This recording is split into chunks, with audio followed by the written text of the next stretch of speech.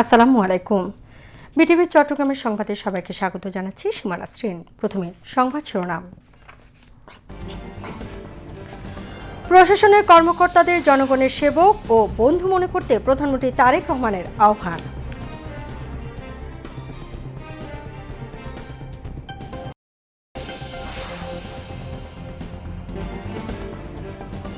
দেশের অর্থনীতি ঠিক রাখতে হলে রেমিটেন্স আয়ের পরিধি বাড়ানো জরুরি, মন্তব্য তথ্য ও সম্প্রচার মন্ত্রী জহির উদ্দিন স্বপনের।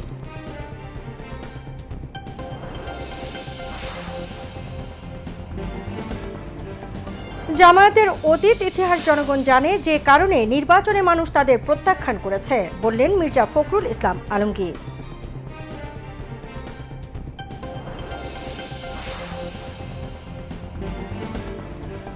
প্রকৃত ব্যক্তিদের খেয়াঘাট, বালুমহাল ও জলমহাল ইজারা দেবে বর্তমান সরকার, জানালেন ভূমি প্রতিমন্ত্রী।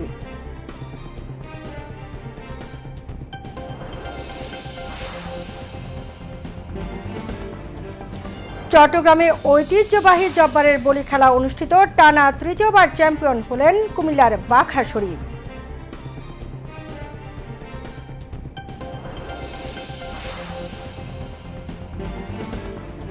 শান্তি আলোচনায় যোগ দিতে ইসলামাবাদে ইরানের প্রতিনিধি দল, পাকিস্তানের পথে মার্কিন প্রতিনিধিরা। আজ অনুষ্ঠিত হতে পারে যুদ্ধ বন্ধের দ্বিতীয় দফার সংলাপ।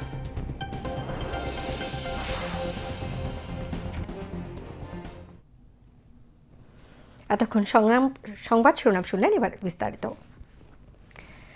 নিজেদেরকে জনগণের সেবক ও বন্ধু হিসেবে ভাবতে প্রশাসনের কর্মকর্তাদের প্রতি আহ্বান জানিয়েছেন প্রধানমন্ত্রী তারেক রহমান। আজ রাজধানীর ইস্কাটনে বাংলাদেশ অ্যাডমিনিস্ট্রেটিভ সার্ভিস অ্যাসোসিয়েশন ও ব্যায়াম ফাউন্ডেশনের তৃতীয় ভবনে ভিত্তিপ্রস্তর স্থাপন শেষে আয়োজিত অনুষ্ঠানে তিনি আহ্বান জানান। প্রধানমন্ত্রী বলেন, মেধা নির্ভর, আত্মবিশ্বাসী, সৃজনশীল ও দায়িত্ববান মানব সম্পদ গড়ে তুলতে সরকার বদ্ধপরিকর। প্রত্যাশিত বাংলাদেশ গড়ে তুলতে সকল রাষ্ট্রীয় প্রতিষ্ঠানে মেধাবী, দক্ষ ও জনবান্ধব জনপ্রশাসন গড়ে তোলার কোনো বিকল্প নেই বলেও মন্তব্য করেন প্রধানমন্ত্রী। খোরশেদ আলমের রিপোর্ট। ব্যায়াম ফাউন্ডেশনের যাত্রা শুরু হয় 1991 সালের 29 ডিসেম্বর সাবেক প্রধানমন্ত্রী মরহুম বেগম খালেদা জিয়ার হাত ধরে। শনিবার রাজধানীর ইস্কাটনে বাংলাদেশ অ্যাডমিনিস্ট্রেটিভ সার্ভিস অ্যাসোসিয়েশন ও ব্যায়াম ফাউন্ডেশনের তৃতীয় ভবনের ভিত্তিপ্রস্তর স্থাপন করেন প্রধানমন্ত্রী তারেক রহমান। তিনি নির্মাণ কাজের স্থান পরিদর্শন করেন। পরে এ উপলক্ষে আয়োজিত অনুষ্ঠানে প্রধানমন্ত্রী তারেক রহমান বলেন, বিএনপি সরকার বরাবরই একটি সুদক্ষ ও প্রশিক্ষিত জনপ্রশাসন দেখতে চেয়েছে এবং ভবিষ্যতেও দেখতে চায়। দেশ এবং জনগণের স্বার্থে বিএনপি সরকার বরাবরই একটি সুদক্ষ এবং প্রশিক্ষিত জনপ্রশাসন দেখতে চেয়েছে এবং দেখতে চায় ভবিষ্যতে। এই ভবন শুধু একটি অবকাঠামো নয়, এটি হয়ে উঠুক জ্ঞান চর্চা, নেতৃত্ব বিকাশ এবং অভিজ্ঞতা বিনিময়ের একটি প্রাণবন্ত কেন্দ্র। দক্ষ মানব সম্পদ তৈরি ব্যায়ামের অন্যতম একটি লক্ষ্য। বিশেষ করে সরকারি কর্মে নিয়োজিত মানব সম্পদকে আধুনিক প্রশিক্ষণের পাশাপাশি প্রযুক্তির সর্বোত্তম ব্যবহারে সক্ষম করে গড়ে তোলা অত্যন্ত জরুরি। তারই ধারাবাহিকতায় বর্তমান সরকার মেধা নির্ভর, আত্মবিশ্বাসী, সৃজনশীল ও দায়িত্ববান মানব সম্পদ গড়ে তুলতে বদ্ধপরিকর। সকল রাষ্ট্রীয় প্রতিষ্ঠানে মেধাভিত্তিক, স্বচ্ছ, দক্ষ ও জনবান্ধব জনপ্রশাসন গড়ে তোলার কোনোই বিকল্প নেই যদি আমরা আমাদের প্রত্যাশিত বাংলাদেশকে গড়ে তুলতে চাই। তারেক রহমান বলেন, মেধা নির্ভর, আত্মবিশ্বাসী, সৃজনশীল ও দায়িত্ববান মানব সম্পদ গড়ে তুলতে সরকার বদ্ধপরিকর। দীর্ঘ ১.৫ দশকেরও বেশি সময় পর দেশের স্বাধীনতা প্রিয় গণতান্ত্রিকামী জনগণ নিজেরা সরাসরি ভোট দিয়ে একটি গণতান্ত্রিক সরকারকে নির্বাচিত করেছে। দীর্ঘদিন ধরে একটি জবাবদিহিমূলক, ন্যায়ভিত্তিক এবং জনকল্যাণমুখী শাসন ব্যবস্থার প্রত্যাশায় থাকা সাধারণ মানুষের আকাঙ্ক্ষার প্রতিফলন হচ্ছে বর্তমান সরকার। 2024 সালের জুলাই আগস্টের গণ অভ্যুত্থানে আবারও স্পষ্ট করে দিয়েছে, এই রাষ্ট্রের মালিক এই দেশের জনগণ। বর্তমান গণতান্ত্রিক সরকার নির্বাচনী ইশতেহার এবং জনগণের সামনে স্বাক্ষরিত জুলাই সনদের প্রতিটি দফা, প্রতিটি অঙ্গীকার অক্ষরে অক্ষরে বাস্তবায়ন করতে সরকার বদ্ধপরিকর। প্রধানমন্ত্রী বলেন, 2024-এর জুলাই আগস্ট গণঅভ্যুত্থান আবারও স্পষ্ট করে দিয়েছে যে রাষ্ট্রের মালিক জনগণ। তিনি বলেন, সরকার জুলাই সনদের প্রতিটি দফা ও অক্ষর বাস্তবায়ন করতে বদ্ধপরিকর। আমি আশা করি আপনারা আপনাদের মেধা ও যোগ্যতা দিয়ে জনগণের কাছে দেওয়া সরকারের প্রতিটি প্রতিশ্রুতি দক্ষতা করতে ভূমিকা রাখবেন। জনগণ আমাদের উপর যে আস্থা রেখেছে সেই আস্থার মর্যাদা রক্ষা করতে হলে প্রতিটি ক্ষেত্রে স্বচ্ছতা, জবাবদিহিতা এবং নৈতিকতার দৃঢ় চর্চা নিশ্চিত করা প্রয়োজন। তারেক রহমান বলেন, সরকার মেরিটোক্রেসির বাংলাদেশ বিনির্মাণে প্রতিশ্রুতিবদ্ধ। বর্তমান সরকার মেরিটোক্রেসির বাংলাদেশ বিনির্মাণে প্রতিশ্রুতিবদ্ধ। রাষ্ট্রযন্ত্রের নিয়োগ, বদলি, পদোন্নতির ক্ষেত্রে মেধা, সততা, সৃজনশীলতা, দক্ষতা এবং অভিজ্ঞতাই এইগুলোকেই আমরা প্রধান বিবেচ্য হিসাবে গ্রহণ করতে চাই। স্বচ্ছতা ও দ্রুততার সাথে শূন্য পদে সরকারি কর্মচারী নিয়োগ, প্রশাসনিক সংস্কার কমিশন গঠন, শক্তিশালী পাবলিক সার্ভিস কমিশন গঠন এবং বেসরকারি সার্ভিস রুল প্রণয়ন সহ সর্বত্র প্রশাসনিক কাঠামোর কার্যকারিতা এবং জবাবদিহিতা নিশ্চিত করতেও সরকার দৃঢ় প্রতিজ্ঞ। বিশ্ব এখন আর্টিফিশিয়াল ইন্টেলিজেন্সের যুগে প্রবেশ করেছে। সুতরাং বৈশ্বিক প্রতিযোগিতায় টিকে থাকতে হলে জনপ্রশাসনের কর্মকর্তাদেরকেও সময়ের সঙ্গে মোকাবেলায় নিজেদেরকে প্রস্তুত রাখা অত্যন্ত প্রয়োজন। নিজেদেরকে প্রশাসনিক কর্মকর্তা হিসেবে নয়, বরং জনগণের সেবক ও বন্ধু হিসেবে ভাবতে প্রশাসনিক কর্মকর্তাদের প্রতি আহ্বান জানান প্রধানমন্ত্রী। আপনারাই নীতি নির্ধারণ এবং নীতি বাস্তবায়নের মধ্যে সেতু বন্ধন। আপনাদের সততা, কর্মদক্ষতা এবং দায়বদ্ধতাই সরকারের সাফল্যের অন্যতম ভিত্তি। আপনাদের প্রতি আমার আহ্বান, নিজেদেরকে শুধু প্রশাসনিক কর্মকর্তা হিসেবে নয়, বরং জনগণের সেবক এবং বন্ধু হিসাবে ভাবুন। বাংলাদেশ অ্যাডমিনিস্ট্রেটিভ সার্ভিস অ্যাসোসিয়েশনের সভাপতি ও সংস্কৃতি সচিব কানিস মাওলার সভাপতিত্বে অনুষ্ঠানে স্বাগত বক্তব্য দেন বাংলাদেশ অ্যাডমিনিস্ট্রেটিভ সার্ভিস অ্যাসোসিয়েশনের মহাসচিব মোহাম্মদ বাবুল মিয়া। অনুষ্ঠানে ব্যায়াম ফাউন্ডেশনের মহাপরিচালক মোহাম্মদ আব্দুল মালেক, ব্যায়ামের কার্যক্রম ও গণপূর্ত অধিদপ্তরের প্রধান প্রকৌশলী খালিকুজ্জামান চৌধুরী ভবনের বিভিন্ন দিক তুলে ধরে বক্তব্য রাখেন। পরে প্রধানমন্ত্রী তারেক রহমান ব্যায়াম ফাউন্ডেশন পরিচালিত স্কুল কার্যক্রম পরিদর্শন করেন।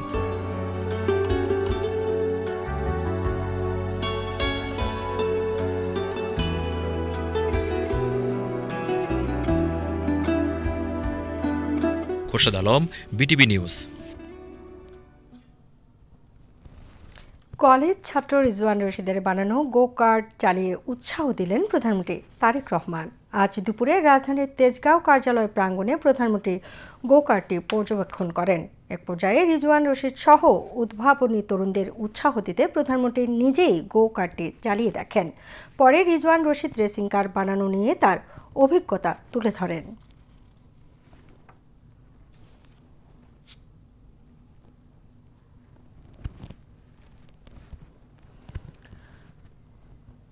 আমি যেটার উপরে বসে আছি এটাকে হচ্ছে গো কার্ট বলে। গাড়ি, রিক্সা, বাইক এগুলো যেরকম একটা সেগমেন্ট, গো কার্ট হচ্ছে আলাদা আরেকটা সেগমেন্ট। তো এই সেগমেন্টটা আমি বানাইছি কারণ এই জিনিসটা বিদেশে খুবই কমন, বাংলাদেশে না হয় এটা প্রথমবার হইল, কিন্তু বিদেশে এই জিনিসটা অনেকেই ট্রাই করে, অনেকেই অনেকভাবেই বানানো হয়ে গেছে।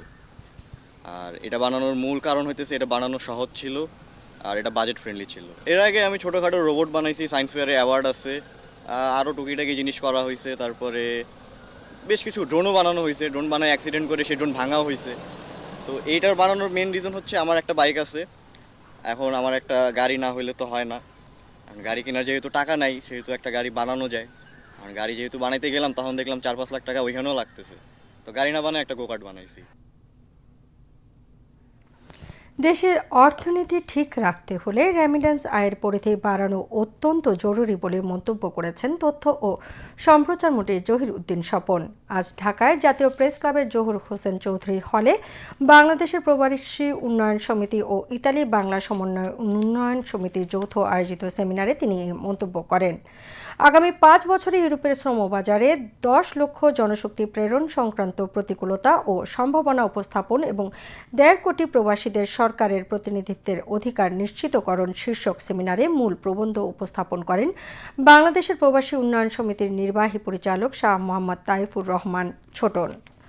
বাংলাদেশ জাতীয়তাবাদী দল বিএনপির সর্ব ইউরোপিয়ান শাখার আহ্বায়ক মহিউদ্দিন আহমেদ ঝিন্টুর সভাপতিত্বে সেমিনারে অন্যান্যের মধ্যে জনশক্তি কর্মসংস্থান ও প্রশিক্ষণ ব্যুরোর পরিচালক প্রকৌশলী সালাউদ্দিন এবং বিএনপি ইতালি শাখার সাবেক যুগ্ম সাধারণ সম্পাদক রনি আক্তার বক্তব্য রাখেন। তথ্য ও সম্প্রচার মন্ত্রী বলেন, বিগত সরকারের লুটপাটের কারণে দেশের অর্থনীতির পরিস্থিতি অনেকটা ভঙ্গুর। ফ্যাসিবাদী সরকারের ধ্বংস করা দেশকে পুনর্গঠন করতে ভবিষ্যৎ পরিকল্পনা করতে চায়। তিনি আরও বলেন, বিদেশে দক্ষ জনশক্তি পাঠিয়ে বৈদেশিক মুদ্রা অর্জন বাড়াতে কাজ করছে বর্তমান সরকার। এই চেতনাকে আমাদের বাস্তবায়ন করতে চাইলে যে ক্ষেত্রগুলিতে আমাদের গুরুত্ব দিতে হবে তার মধ্যে কর্মসংস্থান এবং রেমিটেন্স আয় করার পরিধিকে বাড়ানোটা আমাদের জন্য অত্যন্ত জরুরি। আমাদের দেশের অর্থনীতি এতটাই ভঙ্গুর, এতটাই পঙ্গু, বিগত সরকারের লুটপাটের কারণে আমরা এখানে একটা বড় বিশাল ঋণের বোঝা নিয়ে জনগণের ভোটে নির্বাচিত হয়ে একটি ফ্যাসিবাদী সরকারের ধ্বংসযজ্ঞের উত্তরাধিকার হিসাবে রাষ্ট্র ক্ষমতা গ্রহণ করেছি জনগণকে সেবা দেওয়ার জন্য। আমাদের সামনে এখন তিনটি বড় চ্যালেঞ্জ। সেটি হচ্ছে আমাদের এই ভঙ্গুর অর্থনীতিকে স্বনির্ভর করা, আমাদের দেশের আইন শৃঙ্খলা পরিস্থিতিকে আমাদের স্বাভাবিক পর্যায়ে নিয়ে আসা এবং আমাদের যে কাঙ্ক্ষিত এবং ঘোষিত প্রতিশ্রুতি অনুযায়ী রাজনৈতিক সংস্কারগুলিকে যথাযথভাবে সম্পন্ন করা।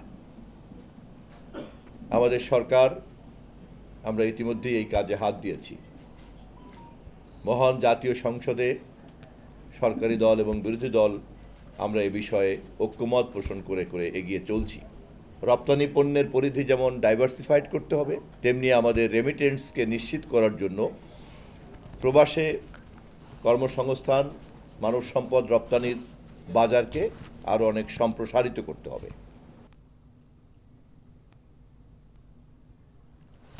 মহান মে দিবস উপলক্ষে রাজধানীর নয়াপল্টনে বড় ধরনের সমাবেশ করবে জাতীয়তাবাদী শ্রমিক দল।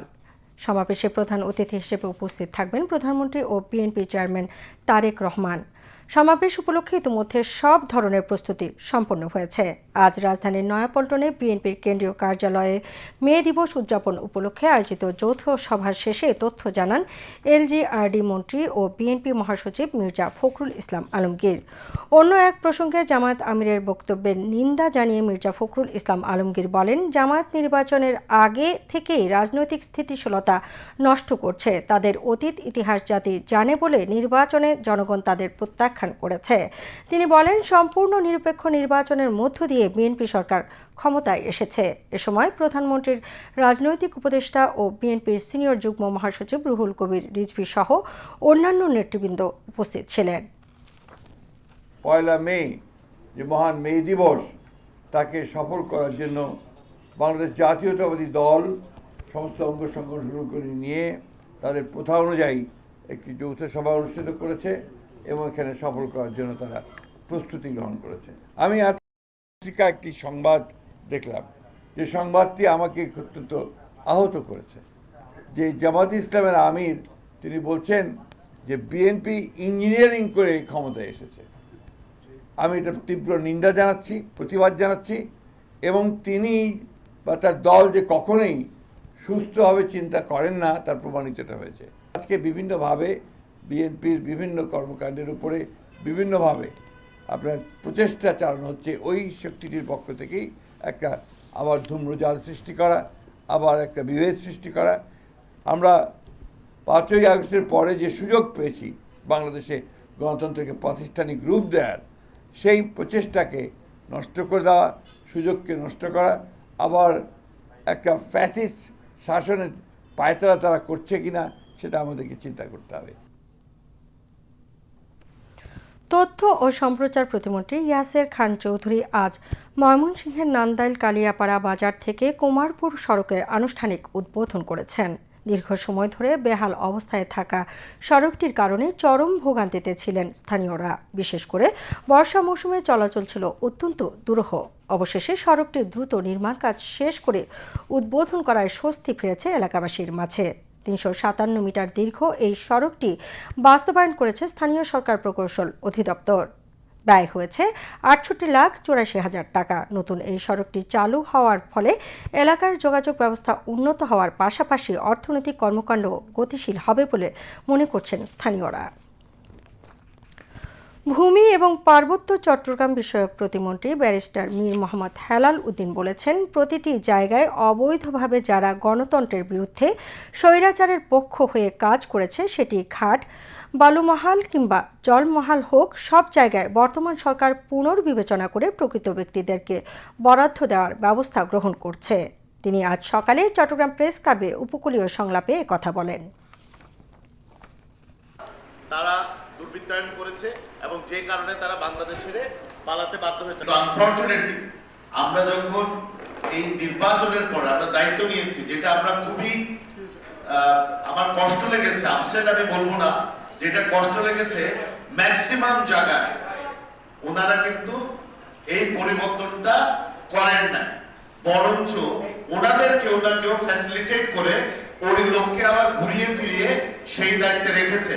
তো আমরা শুরু করেছি, ইনশাআল্লাহ আমরা প্রতিটি, এই যে আপনারা হয়তো আমি আজকে বলে ফেললাম, রবিবার বা সোমবারের মধ্যে পাবেন, যে প্রতিটি জায়গায় যেখানে এভাবে অবৈধভাবে এইসব যারা গণতন্ত্রের বিরুদ্ধে, যারা স্বৈরাচারের পক্ষ হয়ে যারা এই ধরনের অবৈধ কার্যক্রম করেছে, সেটি ঘাট হোক, সেটি বালুমহল হোক, জলমহল হোক, সব জায়গায় এই জায়গাগুলোকে আমরা পুনর্বিবেচনা করে যারা প্রকৃত, যেমন জলমহলে যারা প্রকৃত জেলে, আমরা যেন তাদের কাছে এটা হস্তান্তর করতে পারি। একইভাবে এই যে আমরা যে জমিগুলো লিজ দিচ্ছি কৃষিকাজে, প্রকৃত কৃষকরা যেন পেতে পারে, সেই ব্যবস্থা আমরা গ্রহণ করছি। দুর্যোগ প্রতিরোধ, নিরাপদ নৌ ব্যবস্থা এবং টেকসই উপকূল গঠনের লক্ষ্যে সন্দ্বীপের এপ্রিল ট্র্যাজেডি উপকূল বাঁচাতে এখনই সিদ্ধান্ত শীর্ষক উপকূলীয় সংলাপ আয়োজন করে স্থানীয় সংগঠন আমরা সন্দ্বীপবাসী, হিউম্যান 24 ও ইপসা।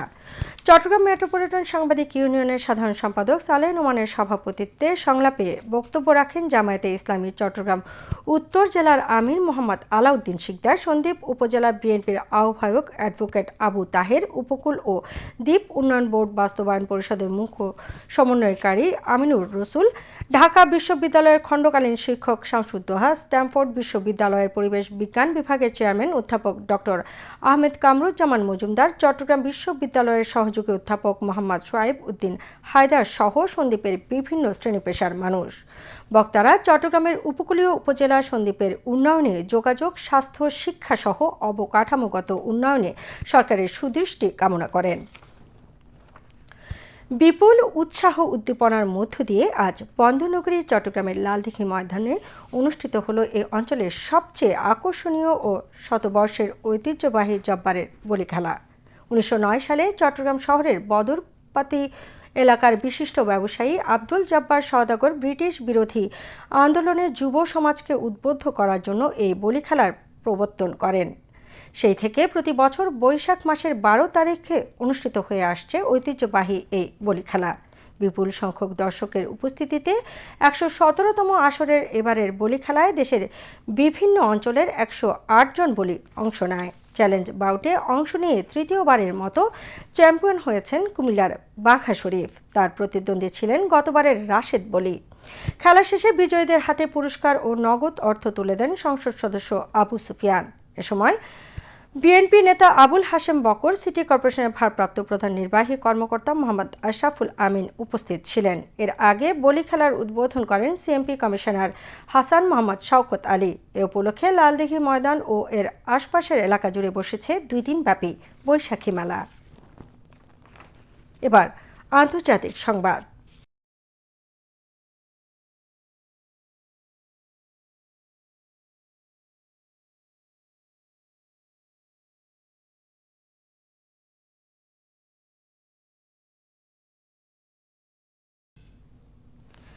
ইরান ও যুক্তরাষ্ট্রের মধ্যকার শান্তি আলোচনায় যোগ দিতে পাকিস্তানের রাজধানী ইসলামাবাদে পৌঁছেছেন ইরানের পররাষ্ট্রমন্ত্রী আব্বাস আরাকচি।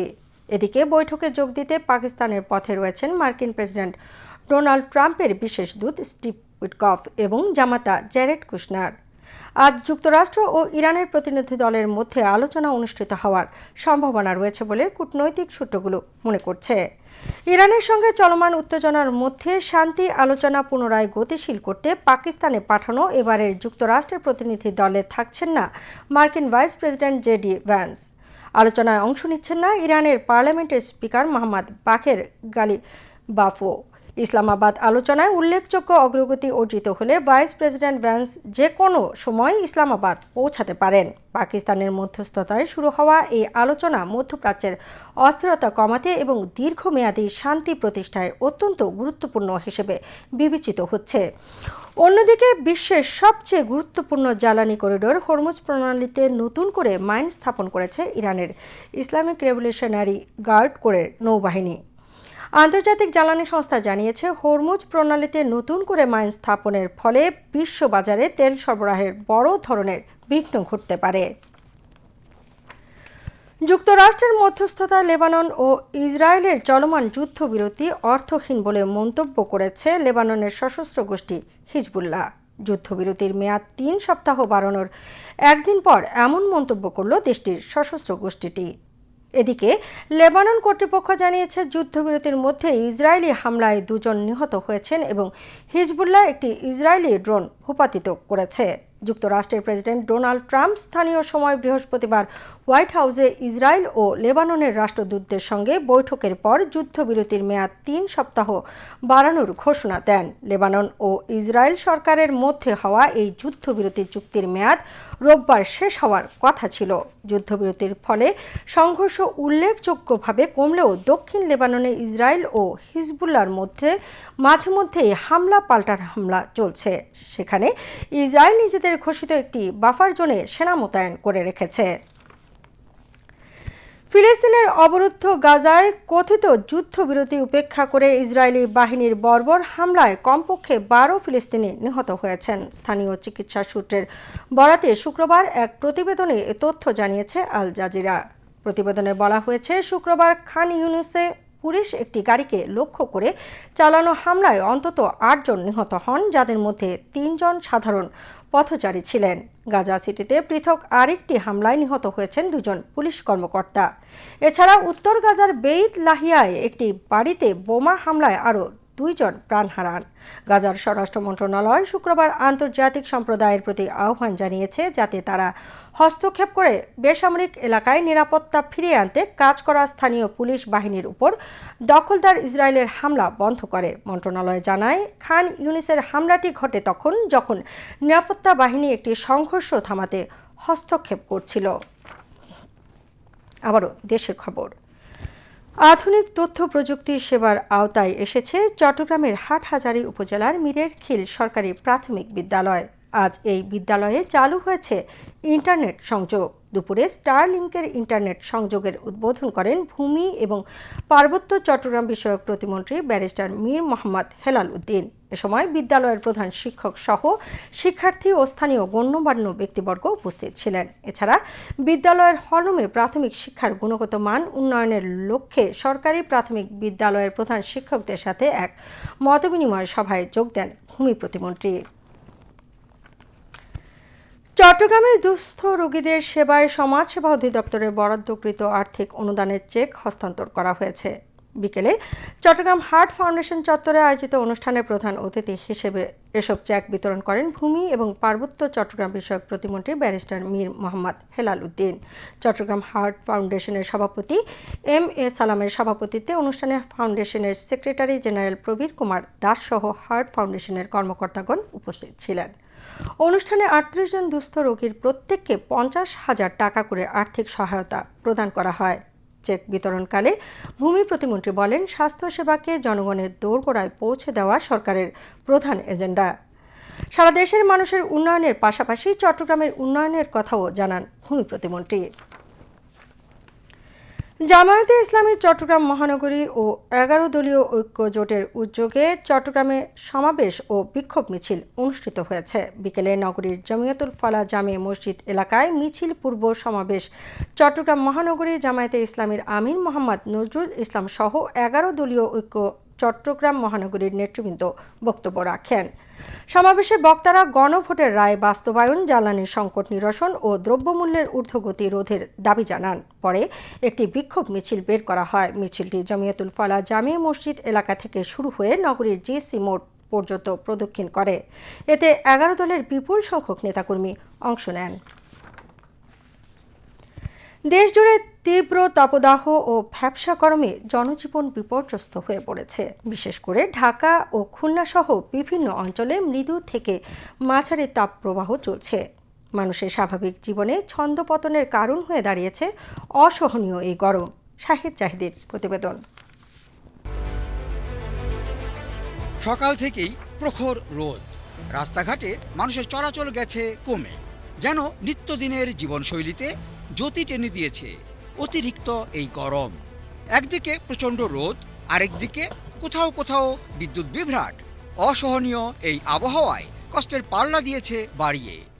কষ্ট হলে এখন করার কি আছে, কারেন্ট তো মনে করো যে এখন যে বর্তমান পর্যায়ে কারেন্ট গেছে 1 ঘন্টা 1.5 ঘন্টা নাই, বাচ্চা কাচ্চা নিয়ে আপাল তাপাল শুরু হয়ে যায়। এই গরমের মধ্যে এবং তেলেরও সংকট আছে। এখন দীর্ঘ লাইন থেকে একটু আমরা আশ্বাস পাচ্ছি, আগের মতো ওইরকম লাইন দেওয়া হয় না। এখন ঘর থেকে মানুষ আসলে কম বের হচ্ছে, তার জন্য আয়ের যারা মোটরসাইকেল কিংবা রিক্সা, যারা সিএনজি চালিত, তারা একটু লোক কম পাচ্ছে, ভাড়া কম পাচ্ছে, তার জন্য একটু কষ্টকর হয়ে যাচ্ছে। বিশেষজ্ঞরা অবশ্য বলছেন, বিদ্যমান তাপমাত্রা অনুপাতে বেশি গরম অনুভূত হচ্ছে আর্দ্রতার কারণে। এই অবস্থায় বেশি দুর্ভোগে শিশু এবং বেশি বয়সীরা, আর শ্রমজীবী মানুষের বাড়তি ভোগান্তি তো আছেই। এই গরমের থেকে কবে স্বস্তি পাবো বলতে পারি না। আমরা খেপ পাইতেছি না, ঘুরতেছি, আমাদের ইনকামের খুবই দুরবস্থা। স্বাভাবিক কাজকর্ম করতে পারছি না গরমের কারণ থেকে। লেবুর শরবত বা ঠান্ডা পানি জাতীয় এসব খাচ্ছে, খেয়ে তো স্বাস্থ্য ঝুঁকি আরও বেড়ে যাচ্ছে। মাঝে মাঝে 20 টাকার পানি আমি কিনে খাই। সবসময় আমি সচেতন থাকার চেষ্টা করি। আমি যেখানে দাঁড়াই না কেন পান সিগারেট খাইবেই, এটা গরমের কারণে কমে নাই। বৈরী এই সময়টায় স্বাস্থ্য ঝুঁকি এড়াতে প্রচুর বিশুদ্ধ পানি, ডাবের পানি, লবণ শরবত বা স্যালাইন পান করতে বলছেন স্বাস্থ্যবিদরা। আর বাইরে বের হলে রোদ এড়িয়ে চলতে এবং ছাতা বা টুপি ব্যবহারের পরামর্শও দেওয়া হচ্ছে। তীব্র এই গরমে স্বস্তির খবরও আছে অবশ্য। সোমবার থেকে দেশ জুড়ে বৃষ্টিপাতের সম্ভাবনার কথা জানিয়েছে আবহাওয়া অফিস। আর এর আগে আগে তাপপ্রবাহ কিছুটা কমতে পারে বলেও উল্লেখ করা হচ্ছে। Shahid Zahidi, BTV news, Dhaka. এবার আবহাওয়ার খবর।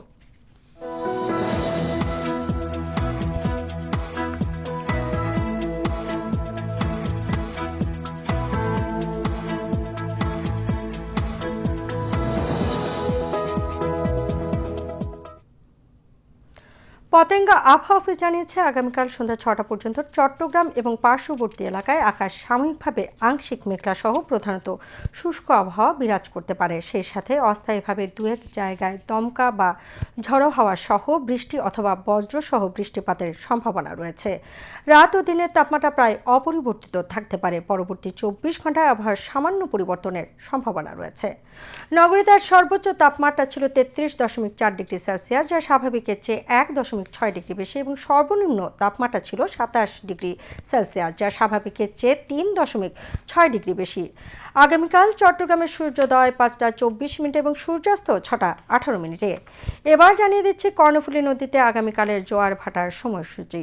জোয়ার শুরু হবে রাত 3টা 26 মিনিটে, ভাটা সকাল 9টা 43 মিনিটে। পরবর্তী জোয়ার শুরু হবে বিকেল 3টা 56 মিনিটে এবং ভাটা শুরু হবে রাত 9টা 57 মিনিটে।